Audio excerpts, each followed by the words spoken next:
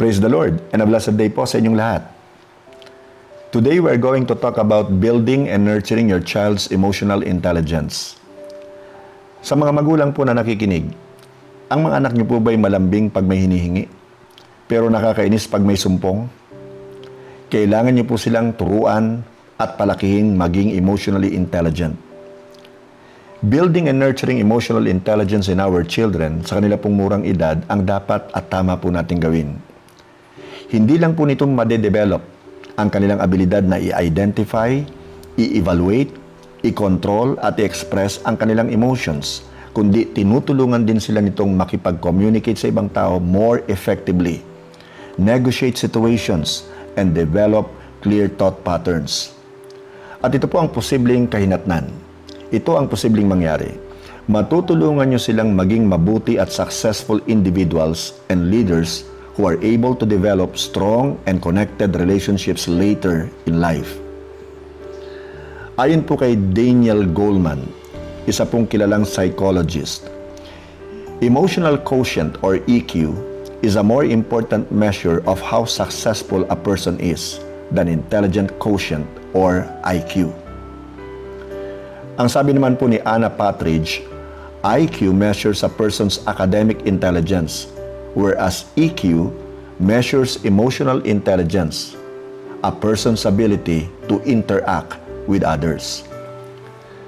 People with high IQ do not always have social intelligence and may lack the skills to be successful in many current work environments. Nagkakaisa po ang mga tinatawag na brain trainers na kung magpo-focus tayo on building emotional intelligence sa ating mga anak, sineset up po natin sila to be able to develop strong relationships, navigate tricky situations, be leaders in their fields, and even make more money. Doon po sa Book of Proverbs, chapter 22, verse 6 nakasulat, "Train up a child in the way he should go, and when he is old, he will not depart from it." So paano nating sisimulang turuan ang ating mga anak ng emotional intelligence?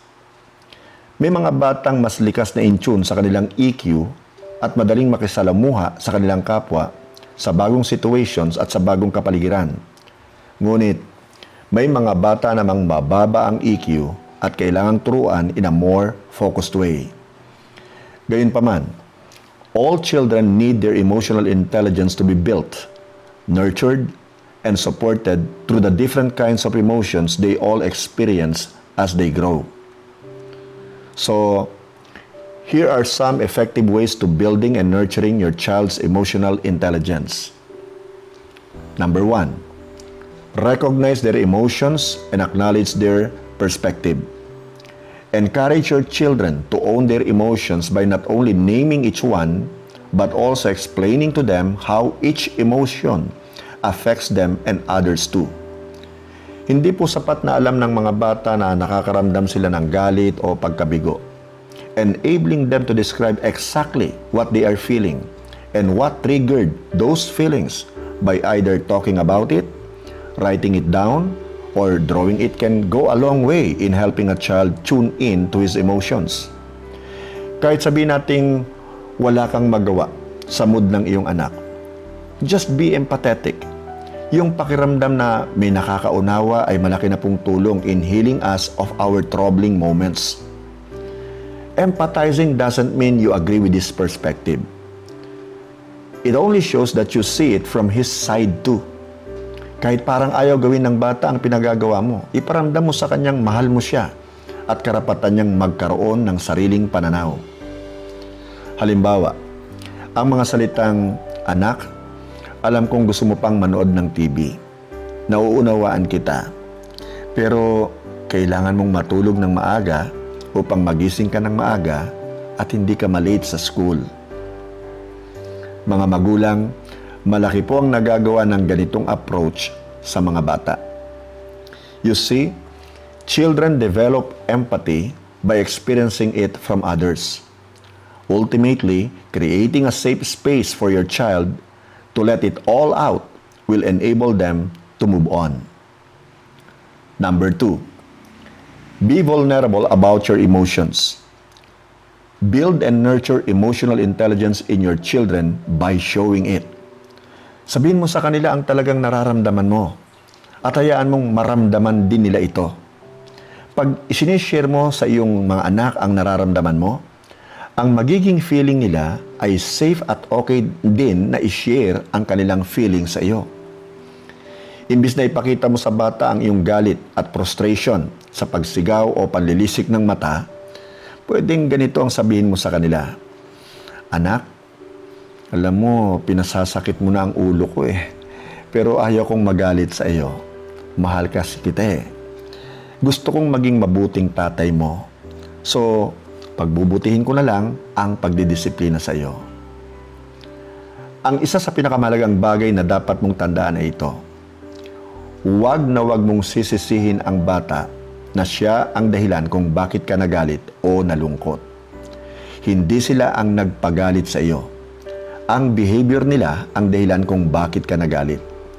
So, kausapin mo ang bata tungkol sa kanyang behavior at kung paano nito naaapektuhan ang iyong emotions.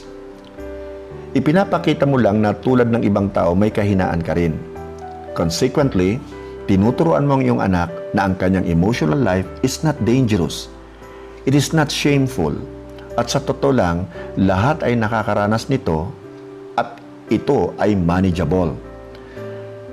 Mapagtatanto ng bata na hindi pala siya nag-iisa at siya'y okay lang just the way he is. Pag may nagawang mali ang iyong anak, na nagawa mo rin nung ikaw'y bata pa, sabihin mo sa kanyang nagawa mo rin ang nagawa niya at ipaunawa mo sa kanya ang negatibong naging epekto nito sa kanya. Number 3, teach them to study and recognize moods.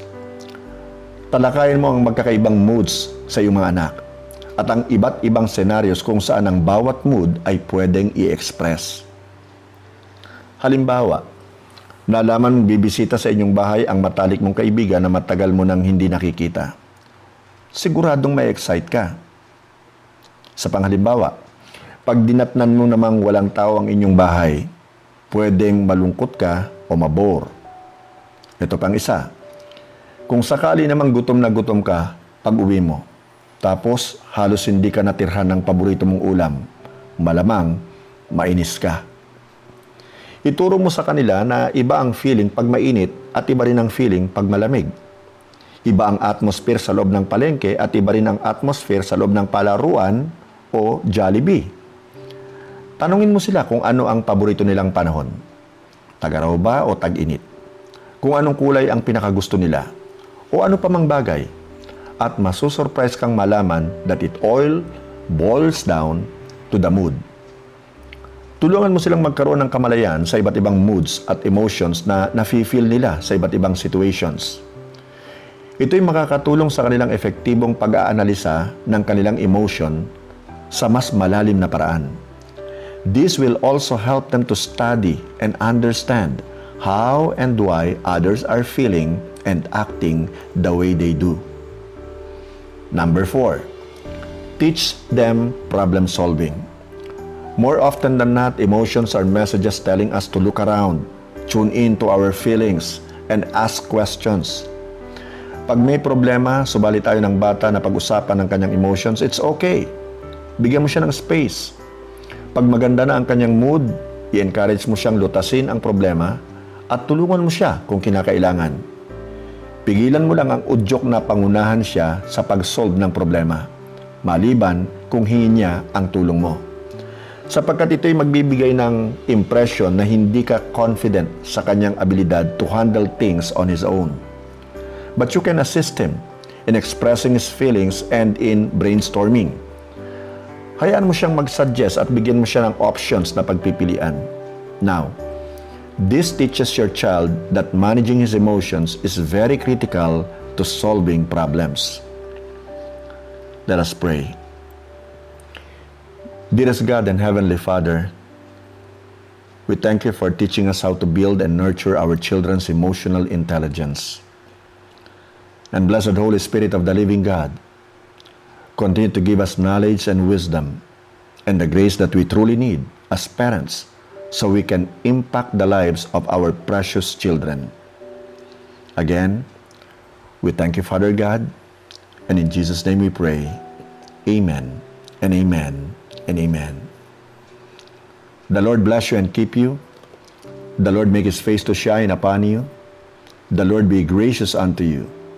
The Lord turn His face toward you and give you peace. Shalom. Stay safe, everyone. Be strong in the Lord and in the power of His might. Glory to God.